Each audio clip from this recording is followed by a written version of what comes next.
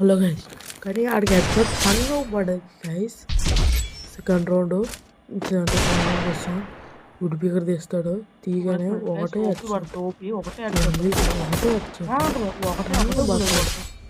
కుర్రోడు మాత్రం third round వచ్చేస్తాం. అంటే ఓన్లీ స్ప్రే దింపేసాను. వాడి కింద వేసుకొని జోన్లోకి వెళ్ళిపోవడం కదా, మనం స్ప్రే దింపేసిన తర్వాత మీ థర్డ్ రౌండ్ నా హెచ్పి లేదు, 38 ఉంది. ఫినిష్. మీరు మాత్రం జల్దీ సబ్స్క్రైబ్ చేసుకోవాలా. మనం 1K చేస్తే గివ్ అవే చేస్తాము.